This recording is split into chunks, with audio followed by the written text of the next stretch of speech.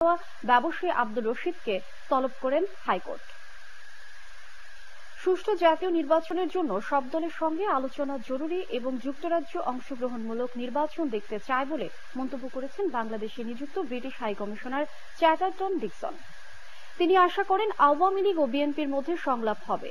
সোমবার রাজধানীর গুলশানে সেন্টার ফর গভর্নেন্স স্টাডিজ আয়োজিত এক অনুষ্ঠানে হাইকমিশনার কথা বলেন। তিনি বলেন, যুক্তরাজ্যের প্রধানমন্ত্রী যেই হোক, বাংলাদেশের সঙ্গে সম্পর্ক আগের মতোই শক্তিশালী থাকবে। চলমান রাশিয়া ইউক্রেন যুদ্ধ প্রসঙ্গে চ্যাটার্টন বলেন, ইউক্রেনকে অস্ত্র দিয়ে সহায়তা অব্যাহত রাখবে যুক্তরাজ্য।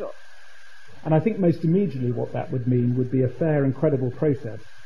2023 সালের জাতীয় নির্বাচন সুষ্ঠু করার জন্য সব দলের সঙ্গে আলোচনা করা জরুরি। সুষ্ঠু নির্বাচনের জন্য পূর্ব প্রস্তুতি প্রয়োজন। এবারের নির্বাচন যুক্তরাজ্য অংশগ্রহণমূলক দেখতে চায়।